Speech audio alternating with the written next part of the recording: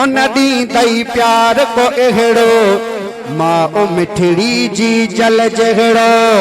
सर्दी तोड़े गर्मी हुजे तब कख बि न सहंदी आ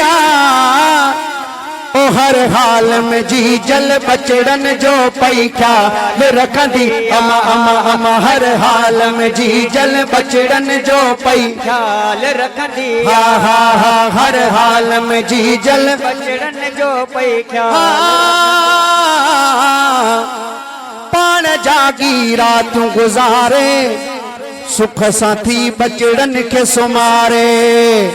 ला इलाहा इल्लल्लाह जो लोलड़ियूं पई झूंगारे ला इलाहा इल्लल्लाह जो लोलड़ियूं पई झूं तू हुजी आबाद सदाई तू हुजी आबाद सदाई दुआऊं घुरंदिया ओ हर हाल में जी जल बचड़न जो पई ख्याल रखंदी अमा अमा अमा हर हाल में जी जल बचड़न जो पई ख्याल रखंदी जो सुभान अल्लाह हाँ मां उसावा रौनक घर में आवे हारी दिया भर में देर थींदी आजे थोरी अखड़ियूं हूंदियूं थस पोदर में देर थींदी आजे थोरी अखड़ियूं हूंदियूं थस मौला खैर सां आण बचे खे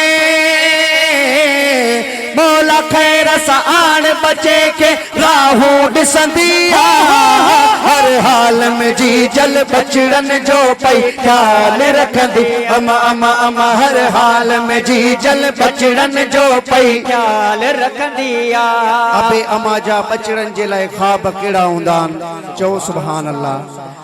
ख्वाब तो ले छान अमर जा याद कर एहसान अमर जा बचड़ा थी शल भागन वारो हा वडा अरमान अमर जा बचड़ा थी शल भागन वारो हा वडा अरमान अमर तो कहते तकलीफ अगर जे तो कहते तकलीफ अगर जे पान पे झुरंदी हर हाल में जी जल बचड़न जो पई ख्याल रखंदी अमा अमा अमा हर हाल में जी जल बचड़न जो पई ख्याल रखंदी है मां उपी खां जह मुंह फेरियो तन खे आहे अज़ाबन घेरियो जे तू चाही यार भलायूं कर तू जी जल साण चङायूं मां उपी खां जंहिं मुंह फेरियो तन खे आहे अज़ाबन घेरियो जे तू चाही यार भलायूं कर तू जी जल साण चङायूं मोरा ई बिया जावेद तो ते मोरा ई बिया जावेद तो ते जान गोरी दिया हर हाल में जी जल बचड़न जो पई ख्याल रखंदी हा हा हा हर हाल में जी जल बचड़न जो पई ख्याल कोन ॾींदई प्यार को अहिड़ो मां मिठड़ी जी जल जहिड़ो सर्दी तोड़े गर्मी हुजे तब कख बि न सहंदी